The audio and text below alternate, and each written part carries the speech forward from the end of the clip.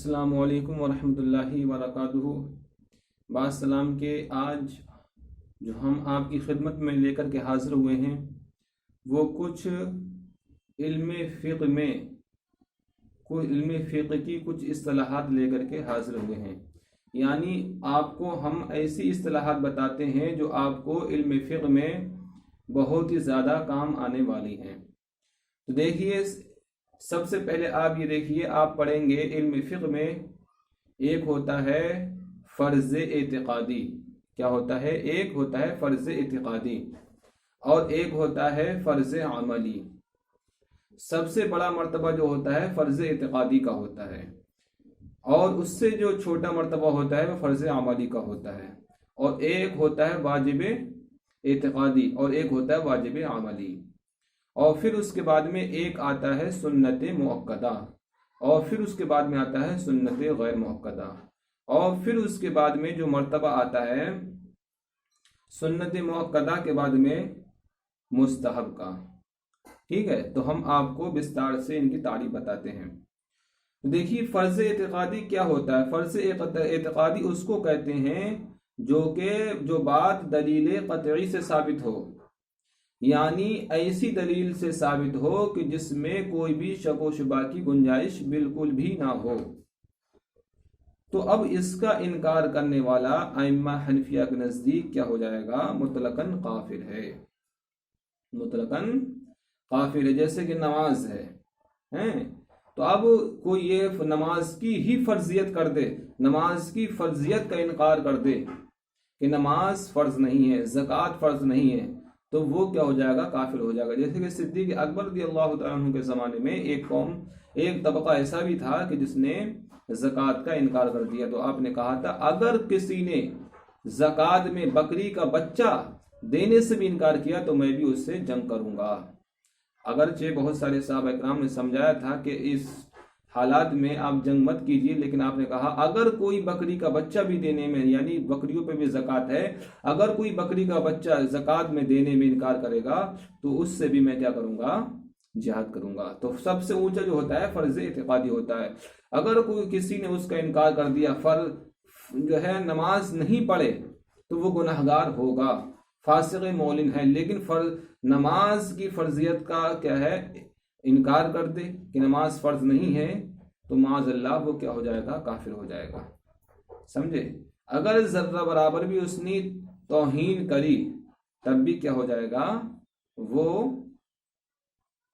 جس طریقے سے میں آپ کو بتاؤں، ہمارے دیہاتوں کے اندر کیا ہوتا ہے، جو پیش امام ہوتا ہے تو لوگ اس کو حقارت کی نظر سے دیکھتے ہیں۔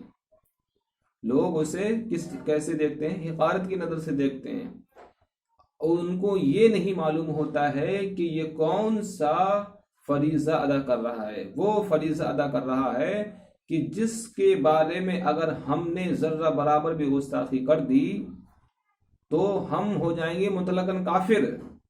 لیکن جو وہ کام کر رہا ہے، جس کی ڈیوٹی یہی ہے 24 گھنٹہ نماز پڑھانے کی، اذان دینے کی، اللہ اور اللہ اس کے رسول کا ذکر کرنے کی، لیکن بہت سارے لوگ ایسے ہوتے ہیں، پوری بستی میں آپ کو بتاؤں، پورے ہندوستان کی مساجد کا حال یہی ہے کہ جہاں جہاں کہیں بھی مسلمانوں کی بستیاں ہیں، آج جو مسلمانوں پہ ظلم اور ستم کے پہاڑ ڈھائے جا رہے ہیں، اس کی بہت ساری وجوہات ہیں۔ تو ان وجوہات میں سے ایک وجہ یہ بھی ہے کہ آج ہماری قوم ہمارے ائمہ کرام کو اپنا نوکر سمجھتی ہے، اپنا غلام سمجھتی ہے۔ سمجھے؟ ان کو یہ نہیں معلوم ہوتا ہے کہ یہ جو عہدہ ہے تو یہ کسی معمولی انسان کا عہدہ نہیں، یہ اس ذات کا عہدہ ہے جس ذات کے صدقے میں ہم اور آپ کو رزق ملتا ہے، یعنی نبی آخر الزماں کا یہ عہدہ ہے۔ سب سے پہلے نماز پڑھانے کا طریقہ جو بتایا ہے وہ اللہ کے رسول ہی نے بتایا۔ صلو کما اصلی، کہ تم میں نماز پڑھو جیسا کہ میں نماز پڑھتا ہوں۔ ہاں، صلو کما اصلی، جیسا کہ تم نماز ویسی پڑھو جیسے کہ میں نماز پڑھتا ہوں۔ سمجھے؟ تو آج ہمارے ائمہ اکرام کی حالت اتنی خراب ہے، میں آپ کو بتاؤں، اگر گاؤں میں رہنے والے کہ اگر کسی آپ نے کسی بوڑھے کو اگر سلام نہیں کیا تو اب آپ کی امامت خطرے میں پڑ جائے گی۔ اگر آپ نے کسی گاؤں میں رہنے والے فرد کو، جواری کو، شرابی کو، اگر اس کی عزت کی نظروں سے آپ نے نہیں دیکھا تو آپ کی کیا ہو جائے گی؟ امامت پڑ جائے گی خطرے میں۔ کیا پڑ جائے گی؟ آپ کی امامت خطرے میں پڑ جائے گی۔ اگر آپ نے میرے بھائیوں، اب امامت نام جو ہے نماز پڑھانے کا نام نہیں، بلکہ امامت جو نام ہے وہ جاہلوں کو سلام کرنے کا، جاہلوں کو چلانے کا، جاہلوں کے پاس میں بیٹھنے کا نام امامت ہے۔ آپ اتنا سمجھ لیجئے۔ اگر نماز پڑھانے کا نام امامت ہوتا تو آج بڑے بڑے جو علماء اکرام ہیں وہ نماز پڑھانے سے کتراتے ہیں، وہ امامت کرنے سے بھاگتے ہیں۔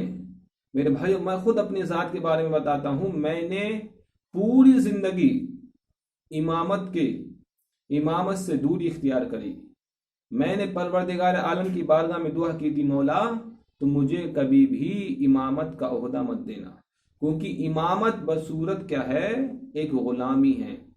اگر تم نے کسی بھی اپنی مقتدی کی بات نہیں مانی، اس کی یہاں پر تم نہیں گئے فاتحہ پڑھنے کے لیے، یا پھر تم نے اس کو سلام نہیں کیا، تو پھر تمہاری امامت کیا ہو جائے گی؟ خطرے میں پڑ جائے گی۔ تو دیکھیے، امام جو کام کرتا ہے وہ کام کرتا ہے جو آپ اگر اس کے بارے میں ذرہ برابر بھی گستاخی کر دیں گے تو ہو جائیں گے آپ کافر۔ لیکن آپ 24 گھنٹہ اپنے امام کی کیا کرتے ہیں؟ برائی کرتے ہیں۔ میرے بھائیوں، سماج کے اندر آپ کوئی سا ایسا انسان نہیں ملے گا جس کے اندر خرابی نہ ہو، لیکن آپ اپنے امام کے اندر 1000 خرابیاں دیکھتے ہیں۔ اگرچہ آپ جواری ہوں، شرابی ہوں، عیاش ہوں، مکار ہوں، وہ سب چلے گا، لیکن امام نے اگر کہیں پر چوراہے پہ کھڑے ہو کر کے اگر سگریٹ بھی پی لی تو پھر مصیبت آ گئی۔ میرے بھائیوں، آج تم نے اپنے اماموں کو اپنا غلام بنا لیا، آج پوری دنیا کے تم غلام بنے ہوئے ہو۔ میرے بھائیوں، تو یہ فرض اعتقادی، یہ فرض ہے۔ نماز کیا ہے؟ فرض ہے۔ اس کی جو حکم ہے وہ دلیل قطعی سے ثابت ہے، اس میں کوئی بھی شک و شبہ کی گنجائش نہیں ہے کہ نماز فرض ہے یا نہیں ہے۔ تو ایک ہوتا ہے فرض اعتقادی، ٹھیک ہے، اور ایک ہوتا ہے فرض عملی، جس کا ثبوت تو ایسا قطعی نہ ہو مگر نظر مستحد میں وہ حکم دلائل شرعیہ جزم ہے کہ بھی اس کے کیے آدمی بری ذمہ نہ ہوگا، یہاں تک اگر وہ کسی عبادت کے اندر فرض ہے تو وہ عبادت بے اس کے باطل و کالعدم ہوگی، اس کا بے وجہ انکار و فسق و گمراہی ہے۔ جس طریقے سے میں آپ کو بتاؤں، فجر کی 2 رکعت نماز وہ اس کی ہمارے نزدیک سنت موقتہ ہے، لیکن اس کا حکم جو ہے امام شافعی کے نزدیک اس سے بھی کہیں زیادہ ہے۔ اور میں آپ کو بتاؤں، آپ پڑھیں گے امام شافعی کہیں کہیں گے یہ فرض ہے، لیکن ہمارے امام اعظم فرض نہیں کہتے ہیں بلکہ اس کو واجب کا درجہ دے دیتے ہیں۔ تو ایک جو فرض عملی ہوتا ہے، تو وہ فرض عملی جہاں پر آتا ہے، یہاں پر نظر مستحد میں وہ اتنا قوی نہیں ہوتا ہے اس کا حکم، تو اب اگر اس پہ آپ عمل نہیں کریں گے تو آپ گنہگار ہوں گے۔ تو اب یہ ہو گیا فرض عملی، ایک ہوتا ہے فرض اعتقادی، ایک ہو گیا فرض عملی، اور ایک ہوتا ہے واجب اعتقادی۔ اور واجب اعتقادی وہ کہ دلیل ظنی سے اس کی ضرورت ثابت ہو۔ فرض عملی، واجب عملی، اس کی 2 قسمیں ہیں اور وہ انہی 2 میں منحصر ہیں۔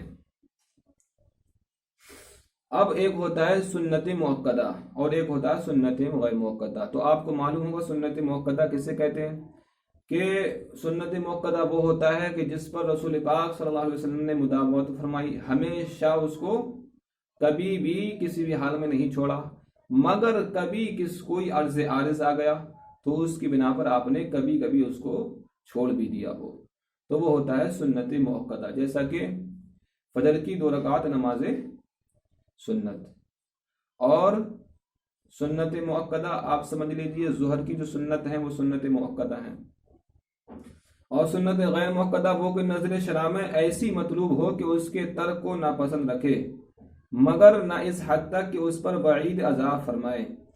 مزید کہ حضور سید عالم صلی اللہ علیہ وسلم نے اس پر مداومت فرمائی یا نہیں فرمائی، یعنی رسول پاک صلی اللہ علیہ وسلم نے یا تو مداومت فرمائی ہوگی یا نہیں فرمائی ہوگی، یعنی کبھی کبھی رسول پاک صلی اللہ علیہ وسلم نے چھوڑ بھی دیا ہو اور کبھی کبھی اس کو پڑھ بھی لیا ہو، یعنی اس کو ریگولر طریقے سے کوئی بنا عرض عارض کے بھی، کوئی بنا وجہ کے جس کو چھوڑ دیا ہو جس کام کو، وہ کیا ہوگا، وہ ہو جائے گا سنت غیر مؤکدہ۔ اور ایک ہوتا ہے مستحب، وہ کہ نظر شرع میں پسند ہو مگر ترک پر کچھ ناپسند نہ ہو۔ اب آپ دیکھ لیجئے، میں آپ کو اور بتا دوں